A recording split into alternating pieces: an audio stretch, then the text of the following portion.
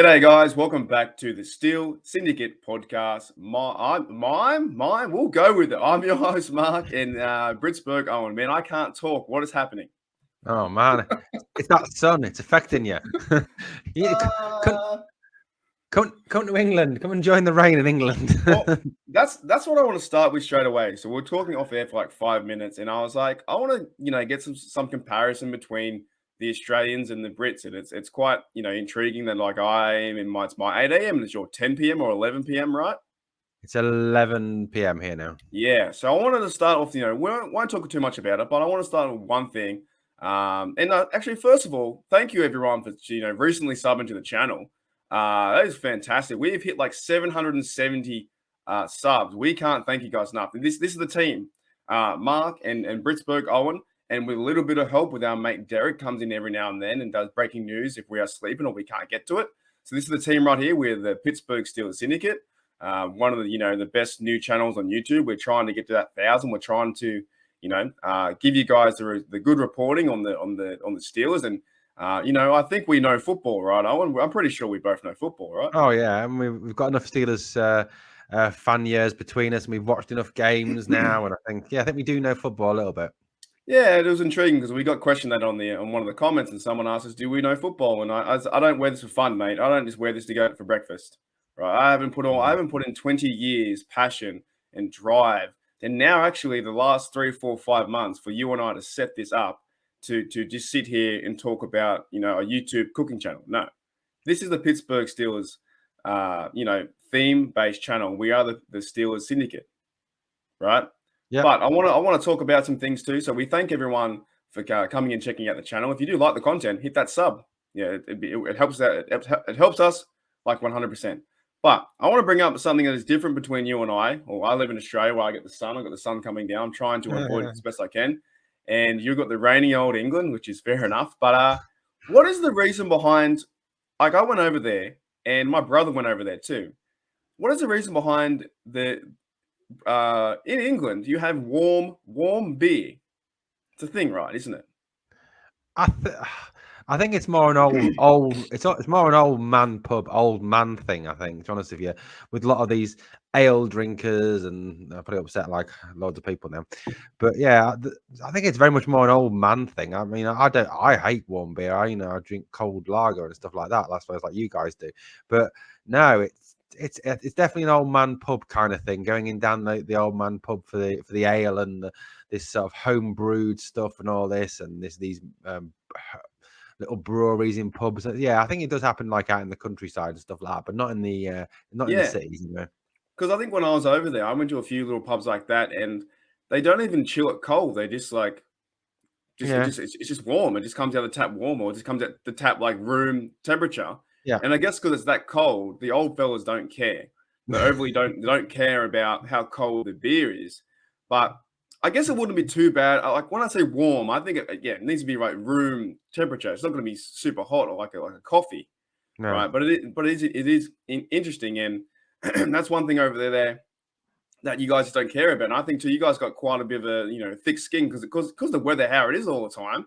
Like I remember when I lived in Canada for a year and a half, and we went through it. And guys in America too, when you go in the colder places, you get that like after a while, you get like the cabin fever. You're like, oh, I need to go outside. It's quite, depressing being inside all the time and you get no sunshine. We are very lucky here in Australia. When I get the sun on my back as I'm doing a podcast, trying to avoid it for the lighting, but we're lucky because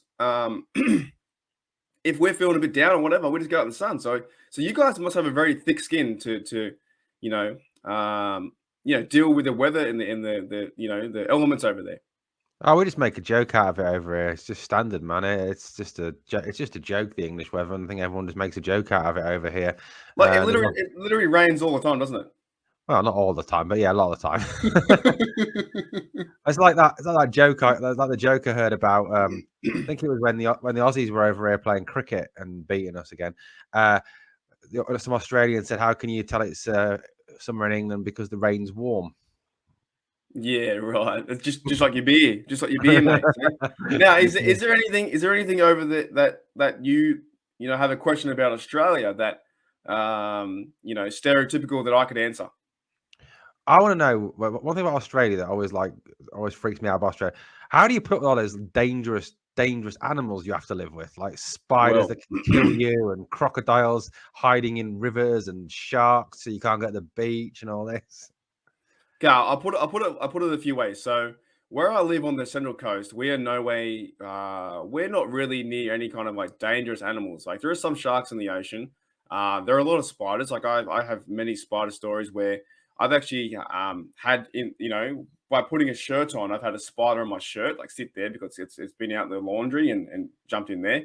I've held a spider in my hand as I've gone to jump into the pool under the lip. I grabbed that and went, oh my.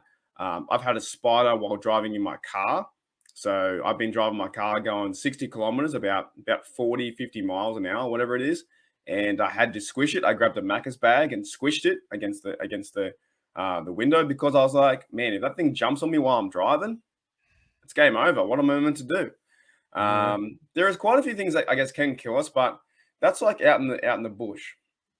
But it's not as common as you think. It's not as common as you think. Like if you think Sydney, Melbourne, Brisbane, those kind of cities, you don't get those animals. It's more or less going into the outback, like the real outback. Like if I go 3 hours inland, maybe, like go into the bush and things can kill you. But I think it comes down to it too. Our warm climate, it breeds those animals that can do that.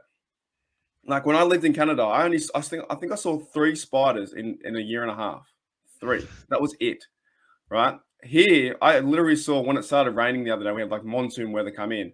I saw a funnel web at near my shoes, and we got to like I don't know if you do it over there, but we shake our shoes out just in case. Right? No, Like I said, if you worry. live in the bush, and you have gum boots or you have shoes, I would recommend you shake them every single time you put your feet in there because you never know what's going to be in there.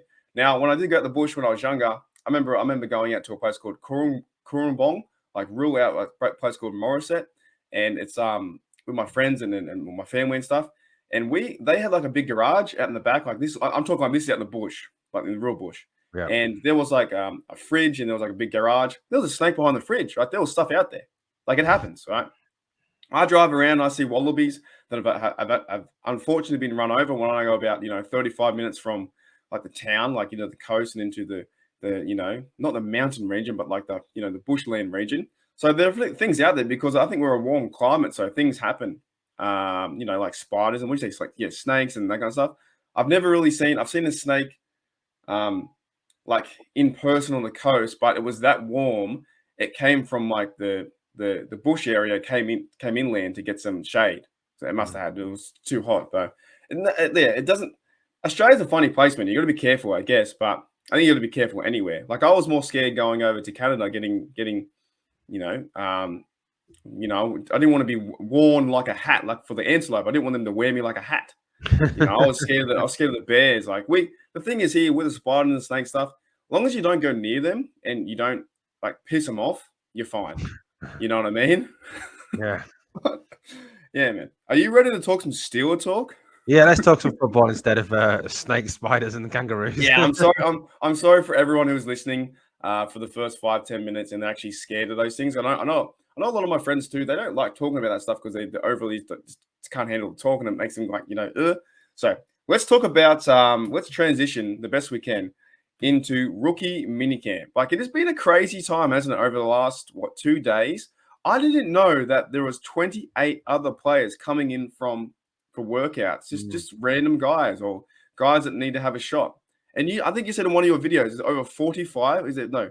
51 28, 51 people there altogether. 51 players, 51 rookies, and what? How many will make it? 10? Yeah, Maybe. there was there was 28 invitees, so 28 guys who were free agent, weren't drafted. Guys like Gavin Green, who is Kevin Green's son, Damani Staley, who's Deuce Staley's son, Trey Tipton, who was a wide receiver at Pitt with the Pitt Panthers last year.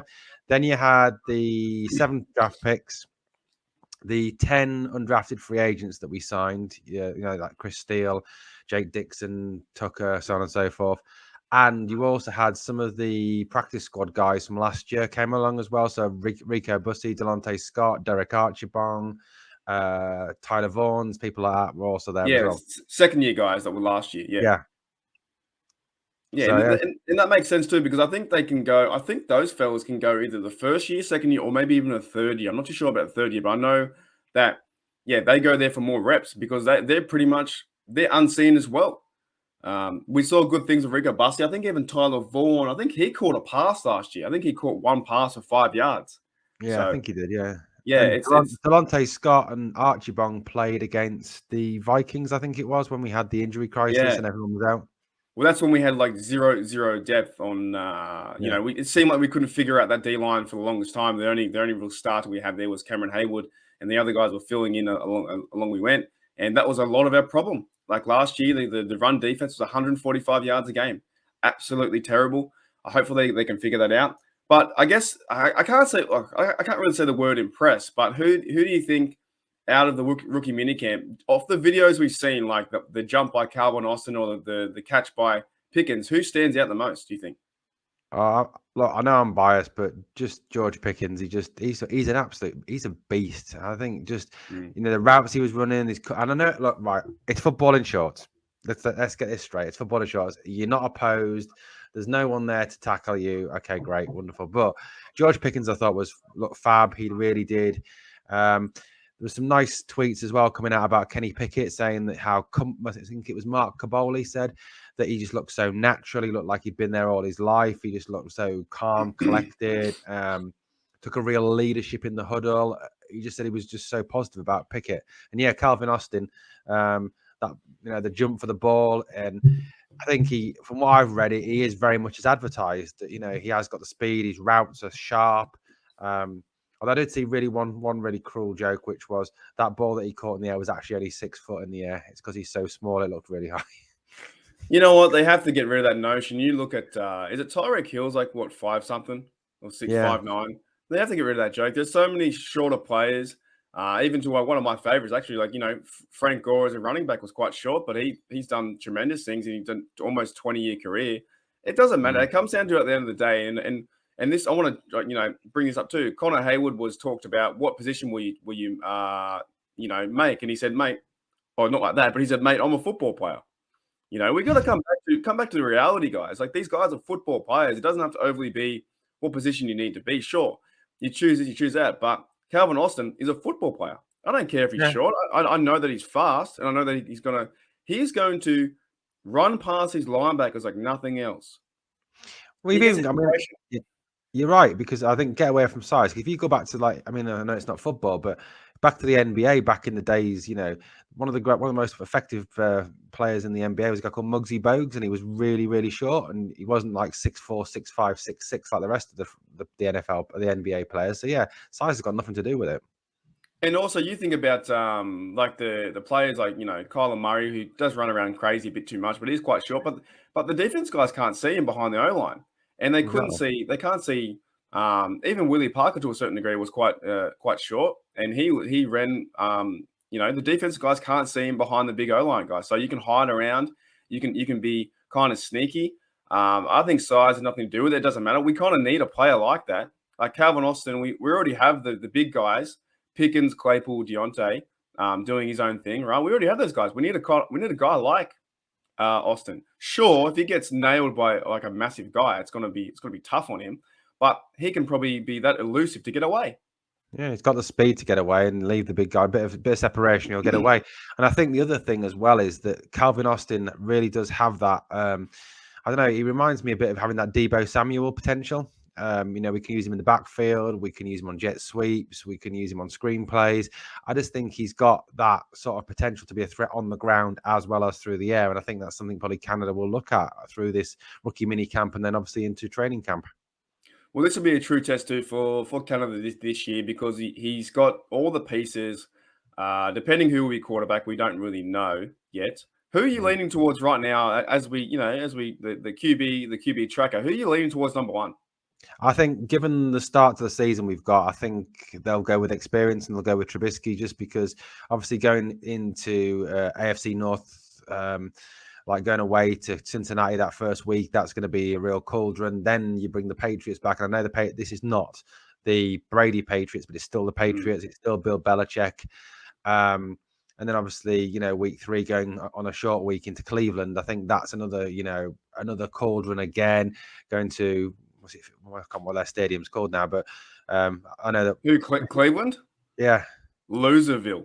That's what it's Yeah. called. Or they should call it the Ben Roethlisberger Stadium because he won so much there. I was so happy. That was my favorite stat until it was broken. And it would have been good because if Baker left a year early, it would have stood. I think Big Ben had, 12 or 13 wins. He had the most wins in Cleveland Stadium history. And then Baker came over and beat it by 16 now or 17. Yeah. That was amazing. But yeah, I mean, I just think with that now, I think Trubisky will start at least the first 3 weeks, as long as nothing disastrous happens. Well, that is it too. I think I'm with you there with my QB tracker right now being in May during the rookie minicamps. I think Trubisky will start as well, just for the fact that they went out there and got him for a 2-year deal. I don't think you go out there and get him as backup unless Pickett blows like the socks off everyone and goes out there and starts. But I think there's a risk starting him so early. I think you go out there and start Trubisky, and and also when I say start Trubisky, I mean like get back to the run game. And you don't have to go out there and throw the football around 40 times. Go out there, run the rock, and play some good solid defense. And it will be a tough matchup versus the Bengals, but I think it will be Trubisky versus Burrow, and not a lot of pressure on Pickett versus Burrow. So it will be, and then we'll see what happens over the next. I'm not even sure if the Steelers are saying it's going to be open competition, correct? They are. But I think it's an open competition between Mitchell Trubisky and Kenny Pickett. Yeah, right. Well, that's another good segue because I was going to bring up this anyway. I want to talk about today. I want to talk about Chris Oladokun. What are his chances, do you think, to make the third position? I think a lot obviously depends on what happens with Mason Rudolph and whether we trade him. When the season starts or once training camp starts, if one of the other teams lose a quarterback through injury or whatever. I think probably what the Steelers are hoping to do is stash Oladokun on the practice squad, which I think, like the Quincy Roche situation last year, is something where we could actually lose him. I was going to bring that up. I reckon you don't do that. I think if you put him on the squad, I think he's gone. I think I think teams will pick him up in a heartbeat because I've been watching some of his highlights, and look, they are highlights, so they're all good plays. But he's got a strong arm, mobile, and just the way his presence in the interviews are fantastic. Like he got interviewed by I think it was the Steelers or someone like that, and he was just fantastic, mate. Like his demeanor and knowledge of the game is so high, and he's so confident being a 7th rounder. So I think there's more or less. I think he has to be a lock for number 3. Otherwise, you put him on the squad, I reckon he's gone. I reckon one of the 31 teams will pick him up in a heartbeat. Absolutely, I 100% agree with you, Mark. And I think it could be something that comes back to bite us again. I think, Quincy. I think I'm still one of those Steeler fans that thinks that we should have kept Quincy Roche last year. I think he did fairly well for the Giants when he came in on a poor team. So he's a loss, and I just think, you stash him on the practice squad. He's gone unless he agrees to some sort of, I don't know, you're injured, a pretend injury. Yeah, they can do that. They can also get fined that way too. But I think what would happen is what makes more sense for me watching him in the camp and seeing that he's much more mobile than Mason. We know what Mason is now, and I know what you're trying to say. Like, I was in Mason camp like 2 months ago, but pretty much now I think it's going to be Trubisky, Pickett, and then Oladokun, because you have to put him there at 3 because you don't want to lose him. You have to put him there at 53 or in the squad so you don't lose him, because other teams, any other team will pick him up. And I could even see like one of our rivals picking him up, like the Ravens would pick him up and make him a star, or feed him behind Lamar Jackson. And you just can't lose that guy who's so mobile. I think, and he's so athletic. I don't mean to be like fanboy or gush over him, but he looks pretty athletic, man. I've seen him running around the shop. He looks really athletic compared to Mason. So maybe there's a way that Mason could be traded to a team who needs a backup to help out, and we can get help that way. And then we push Oladokun to 3rd, and then get someone who's fourth. I don't know. Yeah, I agree. And the other thing with Mason Rudolph is I think, there's so many signs I think that are coming out of Pittsburgh that they don't have any faith in him as a quarterback because number one, I think I've said on videos, when it came to after Ben had retired and this conversation started all about, who the next quarterback's going to be, at no point did any of the Steelers' top players like TJ, like Cam Hayward, Minka Fitzpatrick, Najee Harris, at no point did any of them give any sort of endorsement of Mason Rudolph. They didn't even mention him in any of the comments. They all talked about bringing in a free agent, drafting someone. Najee Harris even went as far as to run up a big list of names of who he'd like to play with next season, and Mason Rudolph wasn't even on that list. And then I think the other thing is the Steelers organization, Kevin Colbert and Mike Tomlin are fantastic at talent spotting. They know what they need to make this franchise a success. And the moment they went out and signed the best free agent quarterback on the market, they went out and spent a first-round draft pick on a quarterback, and they even went and spent a seventh round and brought in 3 new quarterbacks. That, for me, sends a massive message. It sends a huge message to Mason Rudolph. Look, you're not our guy. We don't believe in you. And I know there's a lot of Mason fanboys out there. I get a lot of abuse on social media from the Mason fanboy crowd. But he's just not up to the job. I get abused by saying the Pittsburgh Steelers will win a game. You get abused for anything these days. And whatever we say, we think we're pretty much wrong, aren't we? Yeah, I mean, you even try and point out facts. I mean, when I argue against Mason being on the roster, it's not from the fact that I don't like the bloke. I've never met him. I've got no personal opinion on him as a person.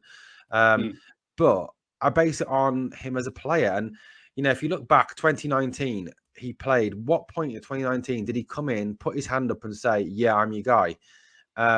There was at times when he was outplayed by Devlin Duck Hodges, who was someone who came off that invited list for the rookie minicamp. You make a very good point. I didn't really think about it till now. So the Steelers have brought in now Trubisky and 2 quarterbacks in the draft. That does send a clear message to Mason Rudolph. You're not our guy. So I think from that logic, pretty much he won't be number 1.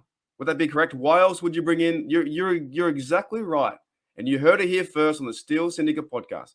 They're bringing in 3 quarterbacks. Why would they go with Mason?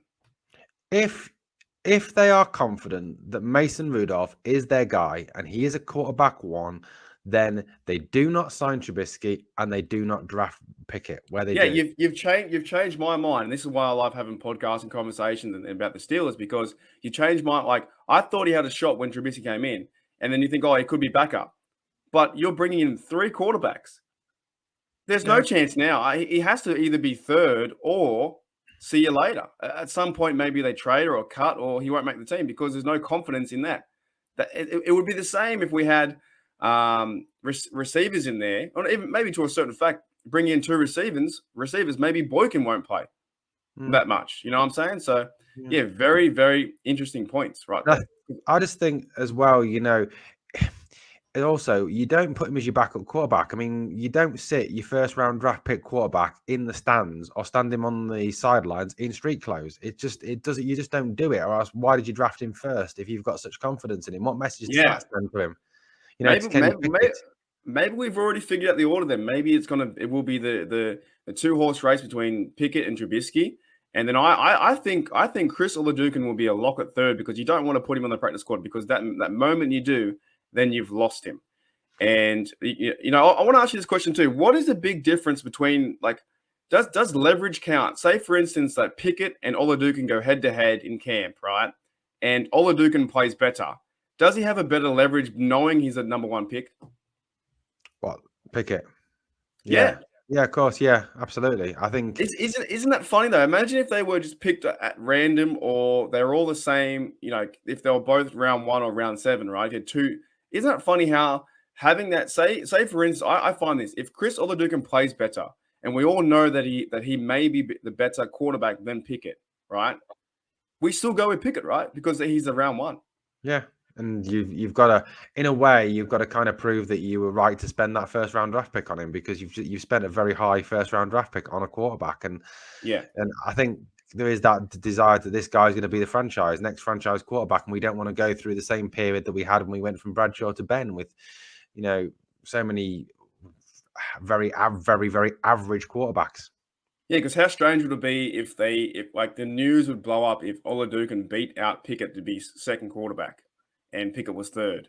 That would be the most strangest thing, because of their draft order being Pickett's number one. But I think he will be number two anyway. It just depends. But I think the more we talk about it, I think Mason will be cut or gone, because why bring in three quarterbacks and then it's like, hey Mason, we brought in three quarterbacks. Oh, you're going to start in front of them. Doesn't make any sense, does it? And also, if you cut Mason, if you cut Mason, it saves $3 million against the cap as well. That's $3 million added to the $12 million we've still got in cap space, $15 million that we could actually still use to bring in somebody fairly decent on the O line or cornerback. Well, here's another question before we start to wrap it up, and I'll go into our one mailbag which we got. And guys, if you do make it this far and you do like the channel, or you do like the Syndicate podcast, hit that sub, hit that like, and also leave questions in the comment section for next week so we can answer them on the mailbag. But before we do the mailbag, Owen, is there any more players that we bring in via free agency in the next week or so? I'd like to see them bring in a tackle. I know they've signed that Trent Green geezer from he was San Diego, wasn't he? And then I did a video on the video. Watch the video. I don't think anyone knows what a geezer is. What's a geezer? Sorry, it's an English term. Bloke, fella, man, geezer. Oh, that's so funny. But no, yeah. So I know we've signed him, but I still think we need a quality free agent tackle. Someone like Eric Fisher, who's out there still. He might be worth bringing in. Maybe even a bit of a outside linebacker. And again, I know we've signed Jannard Avery, but realistically, do you want to trust the outside linebacker positions if anything happens to Alex or to TJ, to Derek Tushka and Jannard Avery? At the end of the day, is that the answer? There's still some candidates out there who you could bring in. Obviously, I can't remember names off the top of my head at the moment, but there are people still out there available at the outside linebacker position. So yeah, I think there's still areas to strengthen without a shadow of a doubt. And running, if this Matteo Durant is not the answer at running back, I think there's still the likes of Tariq Cohen, Sony Michel, Philip Lindsay out there running back too. $12-15 million in cap space. You could bring in somebody like Tariq Cohen, who's worked with Mitch before. Sony Michel, who's won a Super Bowl, or 2 Super Bowls, I think he's won now. One with the Patriots, one with the Rams. Philip Lindsay, who looked really good in Denver. So there's plenty of decent. I wouldn't mind Philip Lindsay if he has a shot to come to the Steelers and he's healthy. I know he had some issues last year, but I wouldn't mind seeing Philip Lindsay. He's a hard hitting running back. I think the Steelers go out, and over the next few weeks, maybe we start talking about it and make some videos about it. But I think running back is a position that it's up for grabs for the second and third spot. And I wouldn't mind bringing a veteran guy that knows how to run the rock and get 5 yards or get 4 yards. Philip Lindsay's a guy. He's a really good running back. And I think him in a Steeler uniform could help out Najee a lot and help out this offense a lot too. I think it's so important as well that when you look at those star players like Najee Harris, like TJ Watt, like Cam Hayward, that we manage their snaps next year, that we cannot risk them being overused, been exhausted in games, because that's when injuries happen. And we lose someone like TJ Watt, we lose someone like Najee Harris for any number of games, and it will be a major hammer blow to the Pittsburgh Steelers, particularly if you lost Najee Harris, because he's such an absolutely fantastic weapon on that offense. And you've got to have someone there who can come in and actually have a positive effect on the team. Benny Snell is hopeless, absolutely hopeless. The guy has had I don't know how many seasons now, and he's never once looked like a running back too. He's never once looked like he could do anything. And McFarlane, that I know he wasn't fully fit last year, but how many times was he healthy scratch when he was fit? They didn't even want to play him. How many chances have we really, been given to McFarlane? I like a guy. I don't know about you. I don't know if you like this guy, but I've always liked the guy Wayne Gallman. He used to play for the New York Giants, and I'm looking up his stats now. New York Giants, and then he played for Atlanta and Minnesota last year. So maybe something's going on there. But I always thought he was a pretty good running back as well for a second. He has over 1,500 yards rushing, 9 TDs. What else does he have? Receiving wise, he has 81 receptions in his career, 500 yards, 2 TDs. I've always liked his ability to run the football, and he's a free agent. But I don't know. There could be health concerns because he didn't play. Like he played in 8 games last year, and he only ran 30 times. So, but before that, he had a pretty good start with New York Giants. It just seems like he fell apart, but a guy like him, if he's on the market, or someone like him to come into the Steelers who knows how to run the football and can beat the defense, I have a chance for him, eh? Oh yeah, I agree. Yeah, so someone like him, and like I said, I like the Cohens, Michels of this world would be perfect to come in and back up Najee, because at least then you're getting proven NFL quality that's done it at another franchise and shown that. Exactly. That's it. Now, before the whole sun takes over my face, and next time I will pull down the curtains. The more we go on, the more I can't see. Let's get into the mailbag to end this segment. We had one question. It wasn't really a mailbag. We had one question from a viewer on one of the comments. And if you do want to ask this question, put in the comments this week. Put in the comments this week, and we'll address them next week for the mailbag segment. Now, mailbag segment, we have this question. We'll answer. From Kevin Herzog says, I'd love to hear how your guys each became Steel fans. Not too sure if you mentioned it before in a video or not. I think we have a few times, but Owen, I'll begin with you. How did you become a Steel fan? And then I'll do my story. So it all began back in '88 when I started watching the NFL on Channel 4. Just randomly came across it with McCluckhurst. Started watching it, loved it, absolutely loved the concept of the NFL. Decided that after getting through the '88 season that it was time to pick a team, because if you get into sport, you got to pick a team, and obviously having you got to follow someone. Yeah, and I was obviously not coming from America and having any sort of hometown allegiance. So went away, had a look. I'm a bit of a history nerd. I like to study, like to research things. Went away, had a look at all the 32 teams.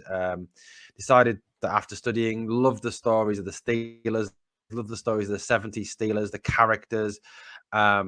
And sort of the fact that Chuck Noll was still there as well gave that kind of a link. Love the black and gold colours. And I actually felt there was a lot of similarities between Pittsburgh and where I'm from in the northeast of England originally. Very community-based, very family-based, very blue collar, very industrial. So just sort of decided to follow the Steelers, even though that season they did suck and they finished 5-11. But, going forward then, seeing so many other, like Louis Lips, Rod Woodson, DeMonte Dawson, just fell in love with the Steelers and just been a supporter ever since then. Yeah, 100%. We did choose a good franchise as well. Like the colors are just so cool to wear. They're so easy to wear, mate. Black and gold. And look, they do look yellow, but we know they're gold, right? Yeah. For me, I started watching football when I was little and playing the Sega games, Madden, Sega in 1996. John Madden football. Whereas like the 2-bit, the 8-bit, football characters. I grew to love the game because of the theater around the game and the movies. And the movies like Remember the Titans, the Replacements, Friday Night Lights, all those kind of movies. The Water Boy was a fun movie to watch when you're younger. You're like, who is this guy? Bobby Boucher just wrecking havoc going over, and he wasn't allowed to play football, and he told his mum to step off, and he went out there and played football anyway. And just those movies, because the American football game is so easily captured and so easily, filmed, and you can create a story out of it. And it's just so fun to watch. So I started around about 2000, 2002 when I was I think about 12 or so years old or something like that. And I think I chose the Steelers based on the colors alone. Looking back at it, I think it was the colors alone. And I didn't know who they were. I had no idea that they had won 4 Super Bowls back in 2002, 2003 when I started. And then when I really started to get into it, I think it was around 04, 05, where I was like, oh, this is my team now. Like, it's my team. But I still didn't understand the game that well. And now I do by watching 20 years of it. And it really became a big passion, I think, around 2008. I think it was that Super Bowl, that defense and that Super Bowl year. And then from there, it's been a massive passion ever since. So it's grown from playing the Madden football games to watching the movies to, enjoying Big Ben. But I used to watch it with Amos Ziraway, Dan Kreider, Tommy Maddox. That's when I first came in. The Davenport and those kind of fellas. That's when I first came into the game. And, Fast Willie Parker, those guys. And now, yeah, it's history. I probably wear like Steeler gear 90% of the time. Yeah, I'm the same. When I'm It's not bad. when I'm not at work, and I have to wear obviously uniform for work. I wear whenever I go out Steeler gear, my Steeler shirts. I've got 3 shirts: Freyamuth, Claypool, and TJ. I've got hoodies, t-shirts, all sorts of stuff with Steelers on. Several baseball caps with Steelers on. I've been there. I've been to Pittsburgh 3 times. I know that you need to go there. The moment I went there in 2016, I think it was, or 2015, the first time. When I walked and saw Heinz Field for the first time, I was almost in tears. It was like, it took me 15, 16 years to get here. I had seen Heinz Field on TV. I had seen Heinz Field on the video games. I'd seen Heinz Field in movies. And the moment I walked there at nighttime, it was the second night I got there, I was like, it's unbelievable. Here I am looking at Heinz Field. And I know you'll get the reaction to when you go there for the first time, because it's home to us. I consider Pittsburgh my home. I've been there 3 times, twice by myself, and once with my dad. I showed my dad around Mount Washington. We went and had Pamela's for breakfast, and if that's still going, I would recommend anyone to go to Pamela's for breakfast. It's just that culture, and that's what we're trying to build here too on the channel, is talk about the team, talk about why we love the Steelers, because we are a fan channel. There are some channels out there that aren't really fan driven, and we'll put it that way. But we don't want to chat about that. We don't want to chat about that. No chat about that type of. All right. What are we thinking here on? Are you keen for the next few weeks of this next process? We're going into minicamp very shortly too. Oh, definitely. Yeah, I can't wait to see. And I think there's so many questions going to be answered over the next sort of the mini camp, and then obviously OTA, obviously the training camp. Obviously, the biggest question amongst them all, that once we got to get through this dead period of June time, we get back into training camp, is Stefan Tuitt. Is he going to be there? I was going to say we'll hold that for next week. We'll use that as quick bait for next week. But that is a big topic. We just don't know if he's going to play. Yeah. We don't know if he's going to play. And do we overly need him in this defense? That is another question as well. But hey, Owen, thanks, man. You go. One question before we finish. I think linked to what like Kevin Herzog say is that, Mark, who was your favorite ever Steeler? Oh, Debo, mate. Look, I know it should be Troy. It should be 43 because I've grown in that era. But to me, it's Debo. It's hands down. James Harrison is my favorite. And I've got this analogy too. I kind of never want to meet him because he'd probably tell me to go away. And when they always say that, don't they? Never meet your heroes. Never meet your heroes, because I'd be like, hey, James, mate, how's it going? Do you mind if I, get a photo or shake your hand? You'd be like, mate, I'm eating. I'd be like, sorry, dude, you'd be cut. But no, he is my favorite because he is just the typical football player. Look at the size of the man. That game he had against the Ravens on Monday night is fantastic. And I think it's Mike Trico says, send him to the Pro Bowl right now. He had 3 fumbles, three sacks, an interception. He had a kickoff. Oh, mate, he was focused. Like, he was like, I'm going to win this game. I'm going to get you. So he's my favorite. Who's your favorite? Yeah. Is it? Troy Polamalu. I just love Troy Polamalu. And you can't. They are both 100% right. But for me, it is Debo, because Debo encapsulates that Steeler mentality. And he did get, like, sure, he was cut 3 times, 5 times, whatever. Yeah. And he went and played for the Bengals. I don't care about that. There were fans out there who went and burnt his jersey because he went and played for the Patriots. I don't care about that.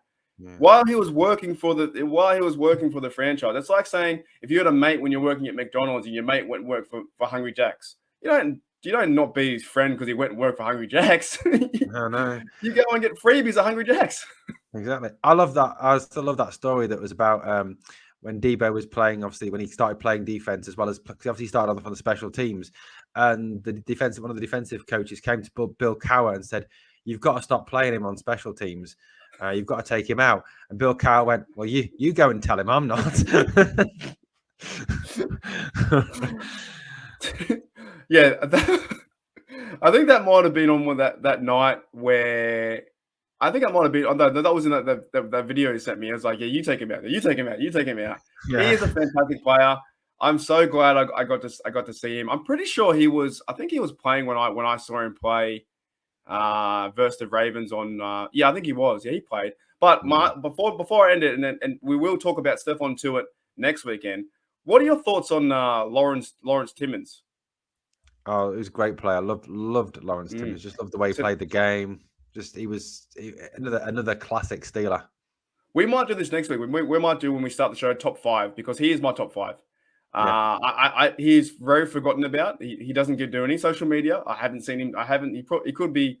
I don't know where he is. He could be living on Mars. I don't know where Lawrence Timmons is, but I kind of like that. I kind of the way that he came in and did he sing? And you never hear about him. You never hear him in the news. You never hear him on social media. And he's here and he's gone. But I love the way that Lawrence Timmons played the game. I thought he was a tremendous middle linebacker and a bit like that old Steeler mentality. Hey, Owen, mate, thank you once again. You know, we are doing some good things on the Pittsburgh Steelers Syndicate. So hopefully you guys, if you like the content, hit that sub and that like and have a good time here. We're growing pretty fast. We're going pretty well. So thanks everyone for checking out the Steel Syndicate podcast. And Owen, mate, I'll see you next week, eh? Yeah, see you next week, mate. All right, see you guys later.